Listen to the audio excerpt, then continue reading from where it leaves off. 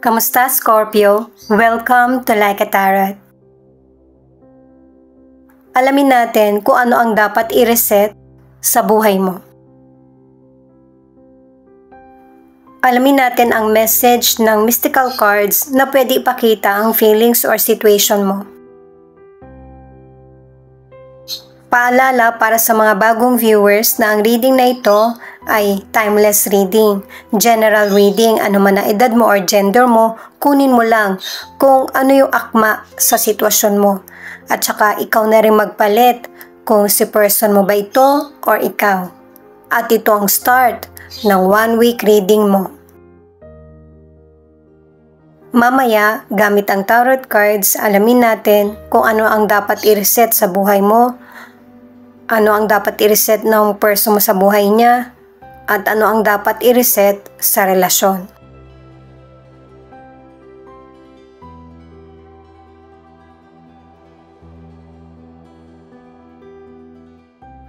Pinapakita ng dalawang cards na ito na kakailanganin mo ng mas marami pang dasal. Kasi malaki yung hinihingi mo sa may kapal na blessings. Para hindi ka kagad mag-give up sa mga gusto mo or minamanifest. At sign din itong mga cards na ito na tama yung journey na tinatahak mo. Na kahit may mga challenge or swerte na nagaganap sa buhay mo. Ang dapat mong i-reset ay yung mga maling kaisipan. Na bakit ang tagal dumating nung blessing sa iyo. Na kailangan ng patience, kaya mas marami pang dasal ang kailangan mo. Na huwag kang bumitaw sa pinaniniwalaan mo. Na malaki ang tulong at magaganap sa buhay mo.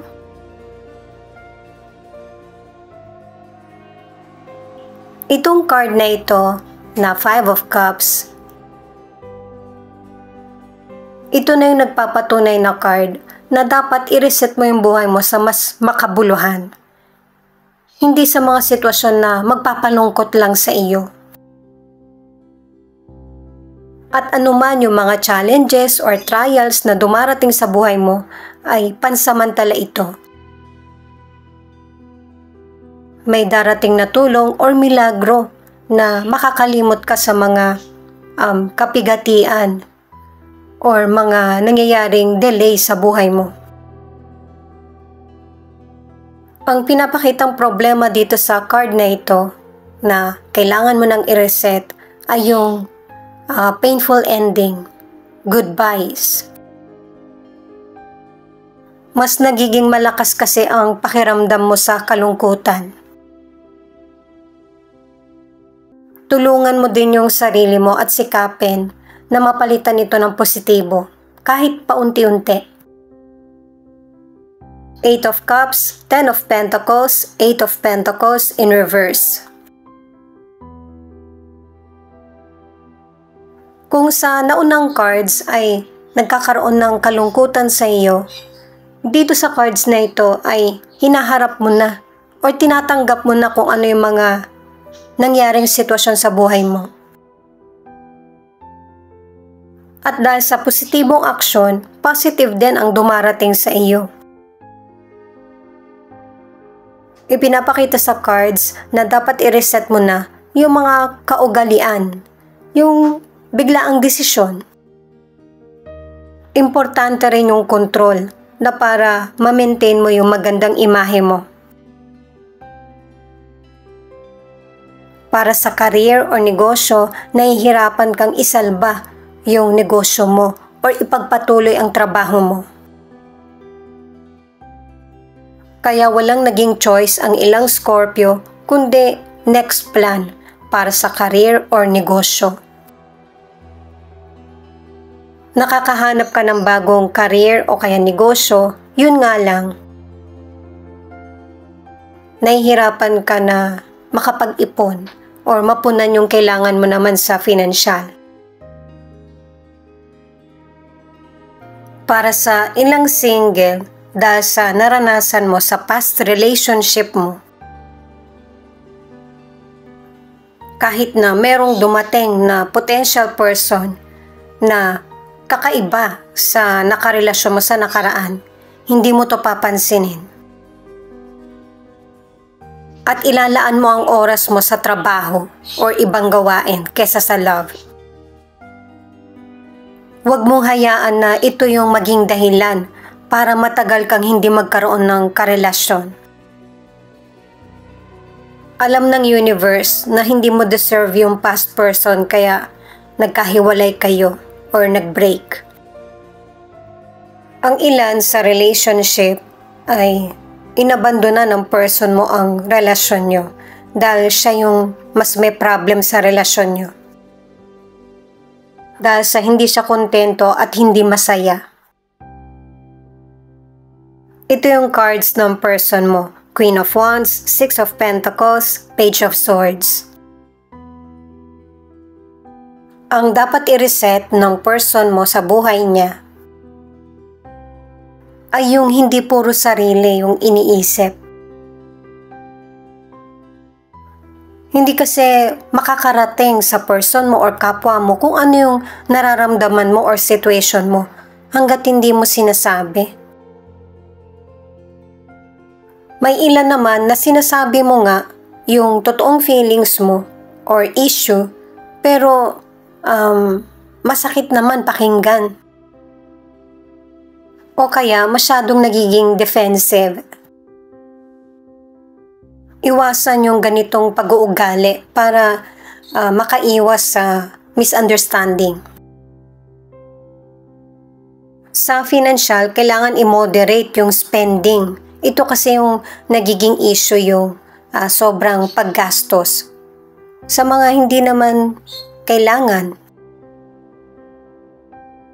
Ang ilan naman yung pagtitiis mo sa financial, merong magandang reward. Pwedeng lumalaki yung ipon mo o kaya yung mga kabutihang nagawa mo ay naibabalik sa iyo. Pwedeng natutulungan ka sa financial or ikaw yung tumutulong sa kapwa mo. At may ilang Scorpio din na magaling kang dumiskarte pagdating sa pagkita. Kaya hindi masyadong nagiging problema sa iyo yung money. Para sa ilang single, ano man ang gender mo, iniisip mo kung attractive ka pa ba. Kasi matagal ka na rin hindi nagkaroon ng karelasyon. Maging pasensyoso at saka matutong maki-socialize para mawala yung hiya mo. Para sa ilan na nasa relationship, nagtutugma kayo ng person mo ng mga plano kung magsasama na ba or magkaroon na ng baby. Ang iwasan nyo lang ng person mo para sa ilan na nasa relationship ay yung pagtalunan yung mga maliit na bagay.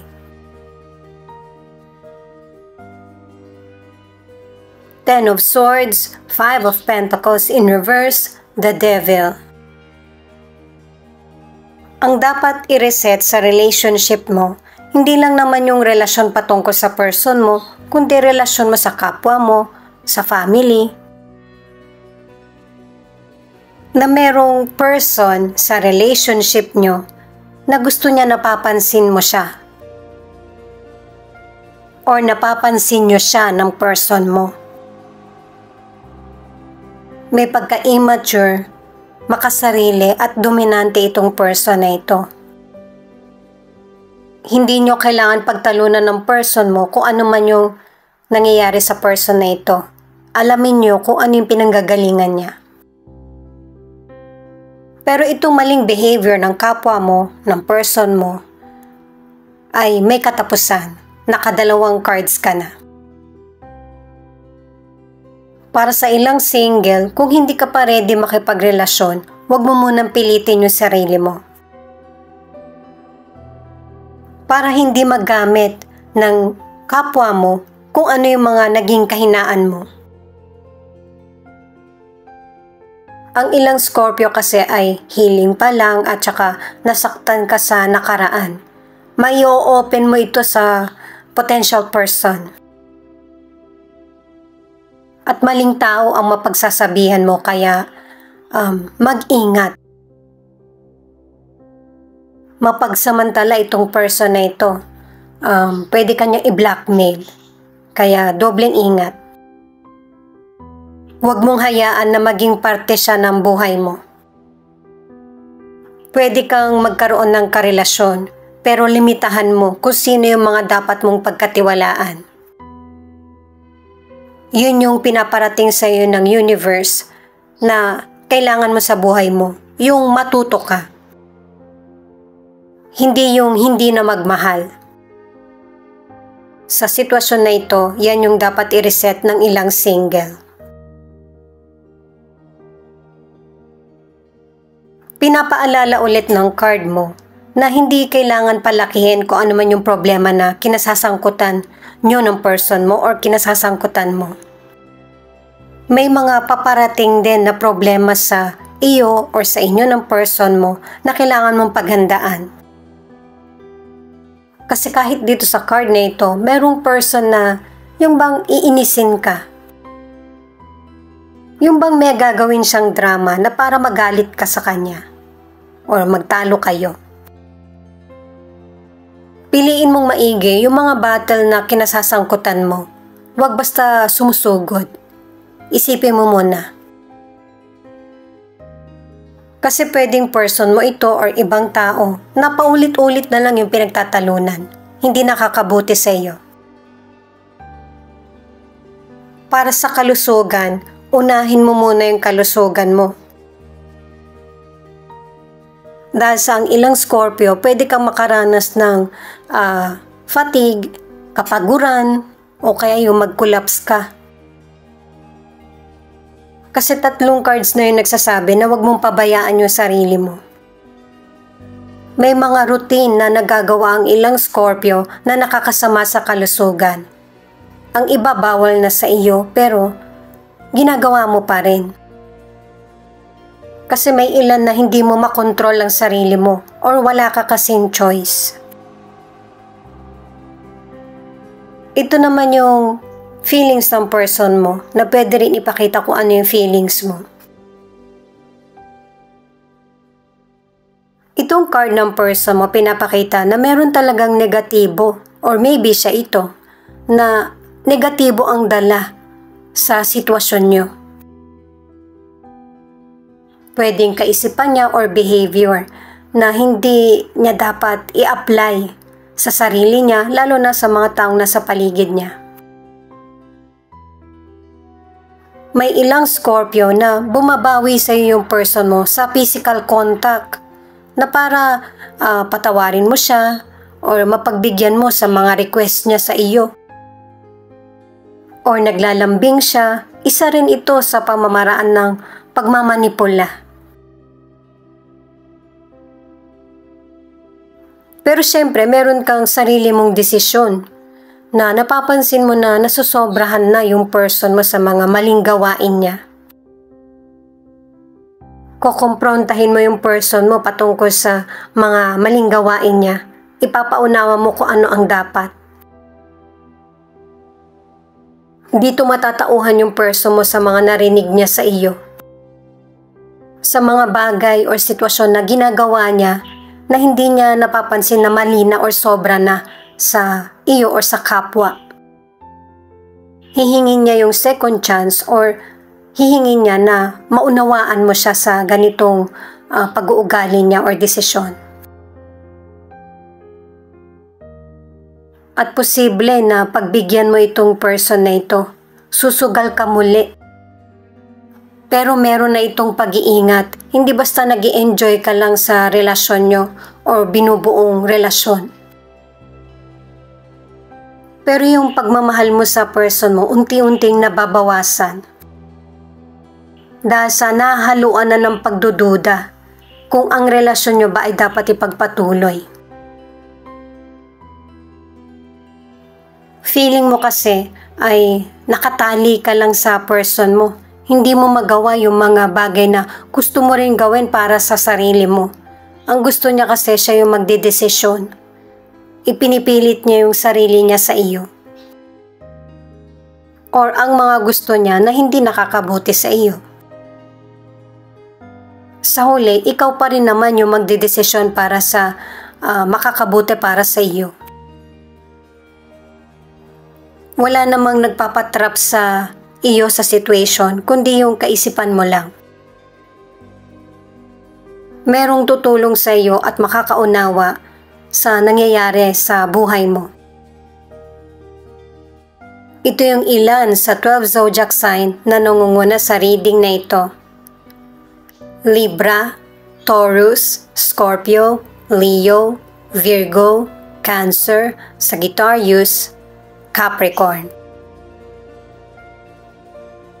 Thank you at saka ingat po kayo palagi. I-click na rin ang notification bell para updated ka sa Laika Tarot Readings. Ito naman yung mga letra na posibleng andito yung letra ng pangalan ng person mo or letra ng pangalan mo. L, U, P, I, B, H, T, Y, Q, O, V, N, S.